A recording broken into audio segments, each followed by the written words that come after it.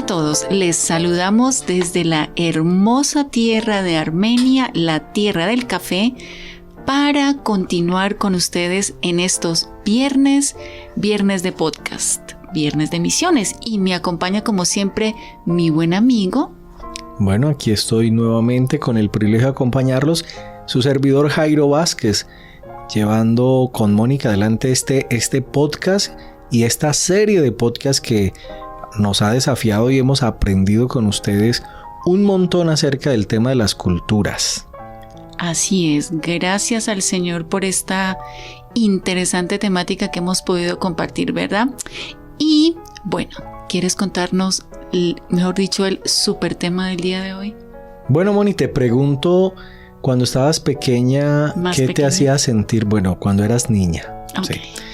Esos 1.50 todavía están vigentes. Entonces, más bien, cuando eras niña, ¿qué cosas te hacían sentir culpable? ¿O qué era lo que más te afectaba porque sentías una culpa muy honda cuando hacías qué cosas?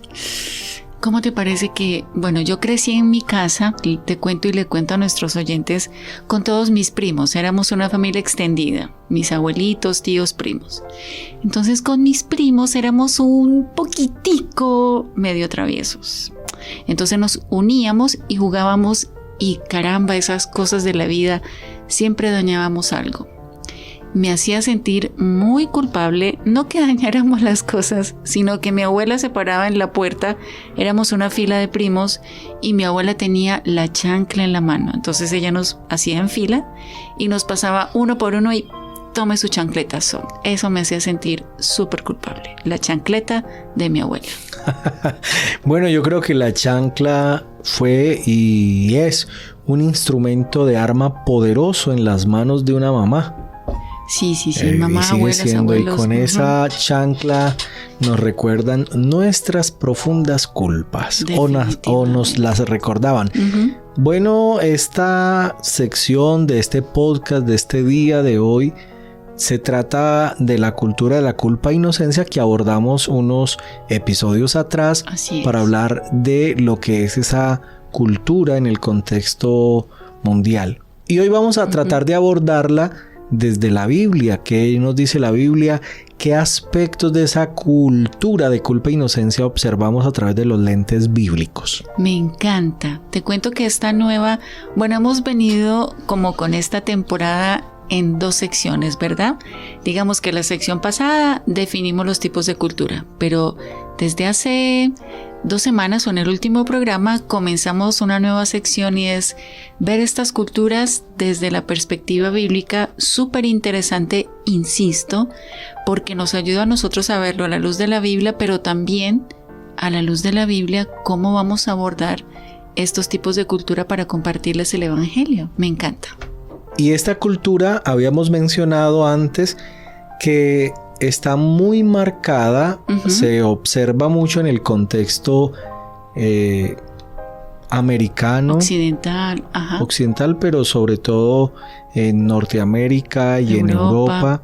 Son culturas de la culpa e inocencia. Mencionamos que son culturas donde los sistemas penitenciarios son muy rígidos, muy radicales.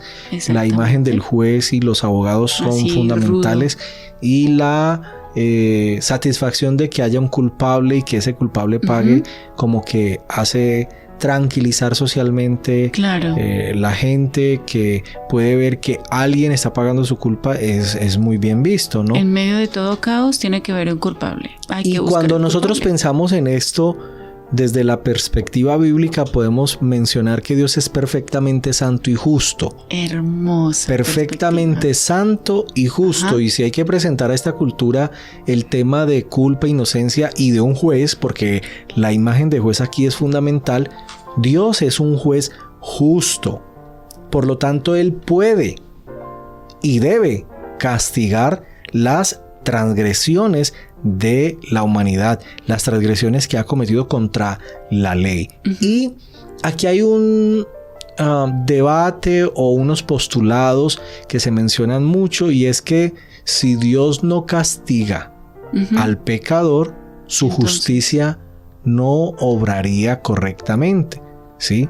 Ajá. Entonces, Dios es justo, es amoroso, pero como es justo, debe ejercer su justicia y cada cual paga por su pecado. Y así podemos observar a través de esta perspectiva una respuesta para esa sociedad.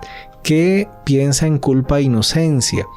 Pues Dios, aunque nos ama, también demanda el pago por nuestras faltas. Así es. Entonces, de acuerdo a este modelo de sustitución penal, que alguien tiene que pagar por la falta, es allí cuando debe haber un perdón, pero ese perdón no exonera al culpable. De pagar por su pecado, por su maldad, digamos. Y si hubiese perdón, pero no hubiese restitución, ¿sí? La injusticia se vería en ese sentido. Este es un tema bien interesante desde la perspectiva teológica, pero como Dios es recto, Dios es justo, hermoso. Dios siempre hace lo justo y le da su pago a quien lo merece, pues Él no puede dejar de ejercer esa justicia. En ese sentido, aparece Jesucristo, nuestro Señor, como el sustituto por nuestra culpa. Esa culpa se debía a las transgresiones, a nuestras faltas acerca de la ley. Y esa es una pregunta que quería justamente hacerte. Si para este tipo de culturas la ley es tan importante, porque la ley es la que te dice lo bueno y lo malo, ¿verdad? Entonces, desde la perspectiva bíblica, en este tipo de cultura, ¿cómo se ve la ley? Bueno, Moni, la pregunta es muy interesante porque nos permite primero pensar en lo que significó para Israel y el propósito de la ley para el pueblo de Israel y cómo en el contexto hoy puede suceder algo similar, puede significar para nosotros. Dios le dio a Israel la ley con básicamente dos propósitos. Uno era señalar la incapacidad de Israel para cumplir la ley, para mostrarle a Israel las limitaciones en lo moral, las limitaciones en la capacidad de ser fieles a Dios. Y la ley pues señala esa incapacidad del pueblo y del ser humano para cumplir la ley. Pero también la ley es un medio por el cual Dios muestra la manera que Dios permite y provee para acercarse a Él. Todo el sistema de los sacrificios, del tabernáculo, los sacerdotes, son un tipo, una sombra. Tipo y sombra son algo que anuncia la realidad. La sombra no es la cosa en sí o el objeto en sí, pero la sombra está anunciando la presencia de algo. Y la ley, los sacrificios, el sacerdocio, son sombra de la obra de Cristo como Cordero, de Cristo como sacerdote. Entonces la ley nos estaba anunciando en ese sentido que Cristo vendría. Entonces, para este tiempo, la Biblia habla claramente de la ley del Espíritu, la ley del Espíritu de vida en Cristo Jesús. ¿Y en qué sentido sigue vigente la ley? La ley sigue vigente en el cumplimiento del nuevo pacto, a través del nuevo pacto.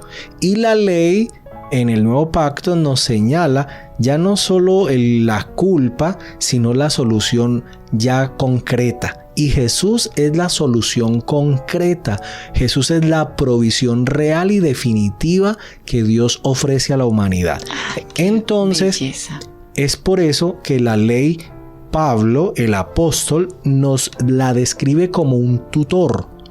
Como un ayo, como un tutor que nos lleva y nos conduce en el propósito que Dios tiene para nosotros. Entonces, en la culpa e inocencia, esta cultura puede ver en Jesús su sustituto, el sustituto de sus faltas y sus culpas y la provisión. El Dios misericordioso no solo nos sentencia porque somos culpables, sino que el Dios misericordioso provee Cordero, sustituto por nuestras faltas. Ya, Moni, a la luz del Nuevo Testamento en Romanos, se nos amplía este panorama de culpa e inocencia y el apóstol Pablo lo trata de una manera muy acertada. la epístola que escribe Pablo a los romanos, algunos la han visto como una epístola donde se argumenta como un juez o un abogado argumentaría su defensa y su sentencia frente al acusado. Y es que así Pablo, desde los primeros capítulos, muestra las razones por las cuales el hombre, el ser humano, es inexcusable. Es así que el apóstol en Romanos capítulo 2, versículo 1 dice: por tanto, no tienes excusa tú, quien quiera que seas, cuando juzgas a los demás, pues al juzgar a otros te condenas a ti mismo, ya que practicas las mismas cosas. El versículo 2 conecta la idea del capítulo 1, donde Pablo ha mostrado cómo el ser humano, y a los romanos les explica cómo el ser humano ha dejado el uso natural, la inmoralidad sexual y la idolatría son dos aspectos que remarca Pablo.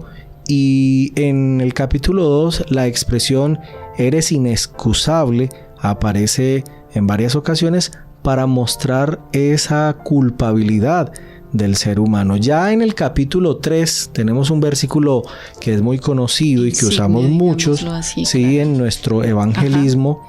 Y es Romanos 3:23, que dice: por cuanto todos pecaron y están destituidos de la gloria de Dios. Ese versículo nos muestra entonces la razón por la cual se necesita un sustituto. Un pagador. Sí, todos estamos destituidos. Y más adelante en Romanos 6:23 se nos dice: porque la paga del pecado es muerte, pero la dádiva de Dios es vida eterna en Cristo Jesús, Señor nuestro.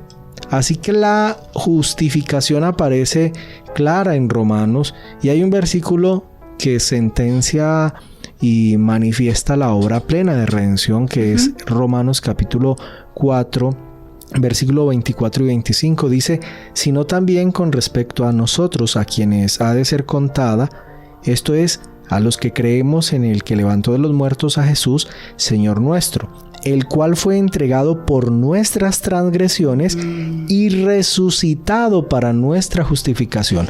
Pablo nos muestra que no solo su muerte, su sacrificio y muerte, sino en este versículo 25 de capítulo Romanos, del capítulo 4, nos muestra cómo la justificación se hace plena en la resurrección, dándonos la victoria sobre toda culpa, sobre la culpa que nos condenaba. Tenemos entonces hoy un recomendado.